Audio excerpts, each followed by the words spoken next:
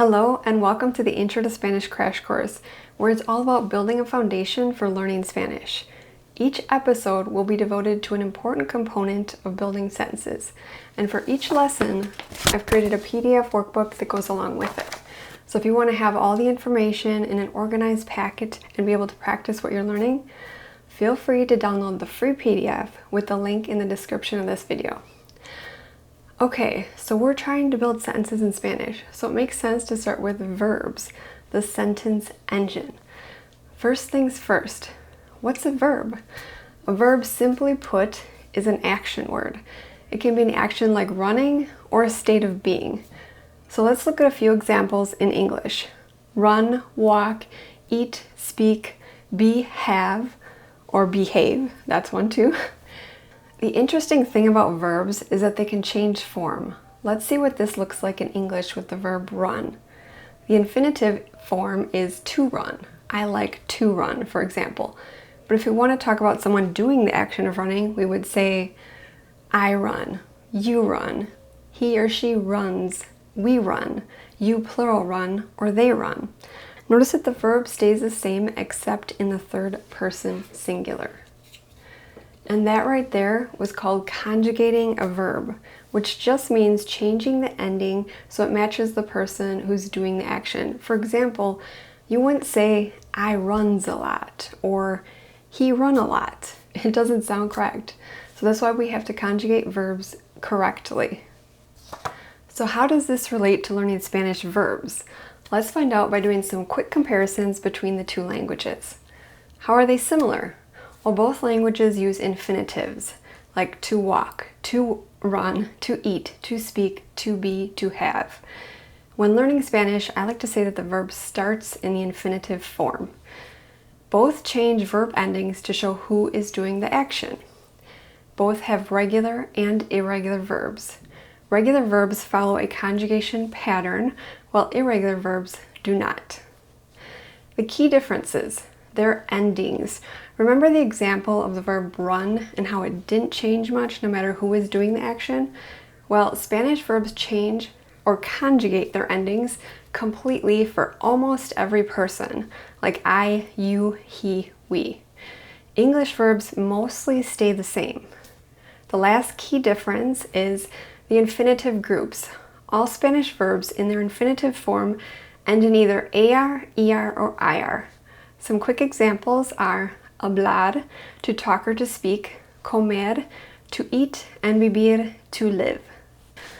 Your next question might be, well, where do I begin? And we're going to find out, and I hope you're still with me here because we are right around the corner from starting those sentence engines. Let me explain what I mean by sentence engine. The sentence engine refers to subject plus verb because the subject and the verb are core building blocks of Spanish sentences.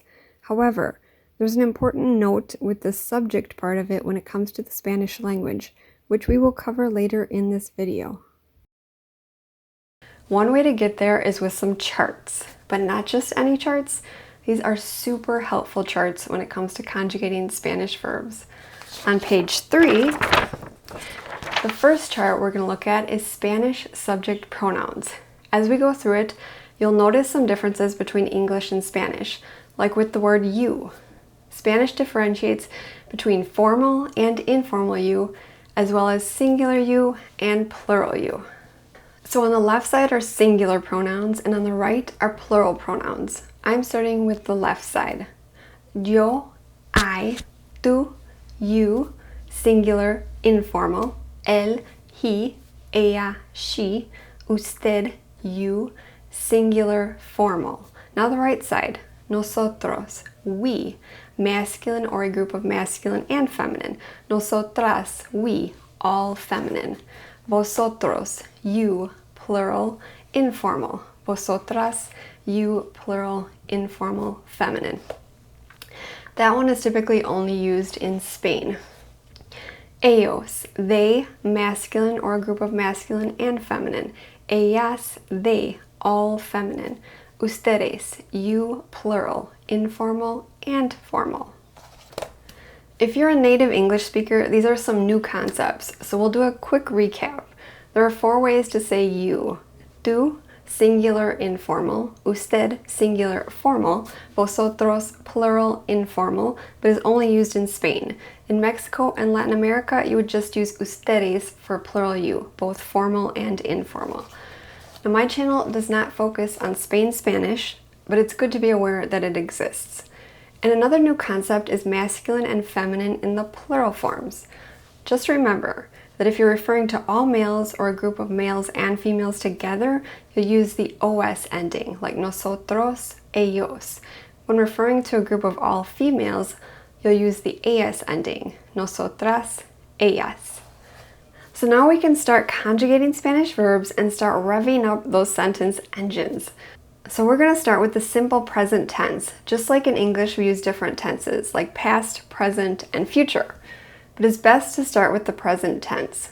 So all we have to do is drop the ending AR, ER, or IR and replace it with the ending in the correlating chart. We're going to page 4 of the packet where we put this into practice with an AR verb.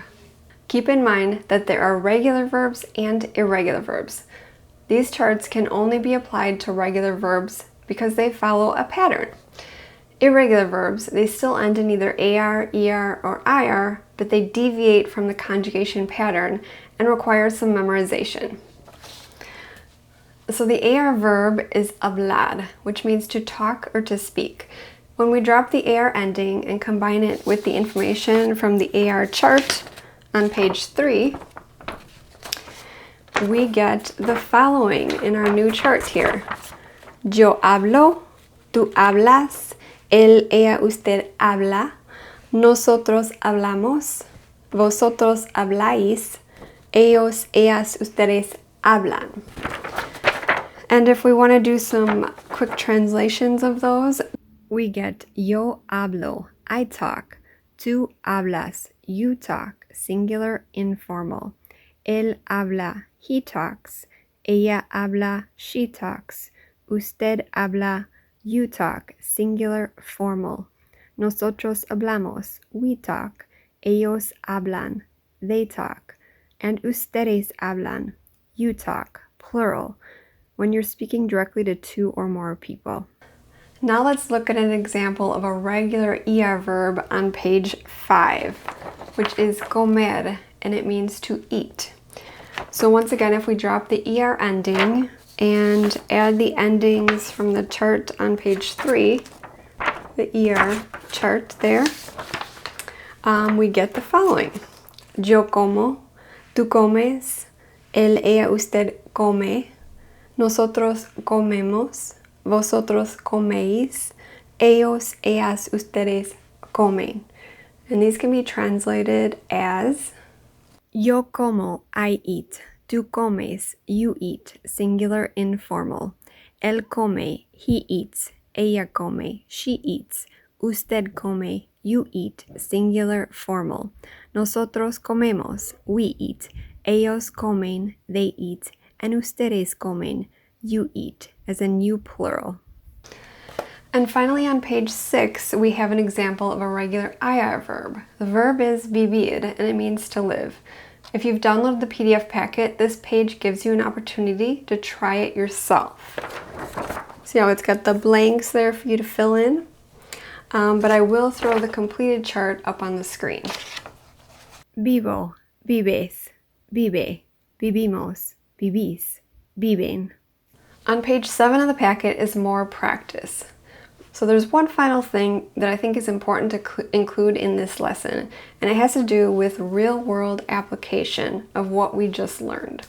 Spanish is called a pro-drop language, which means it's very common to drop the subject pronoun in front of the verb.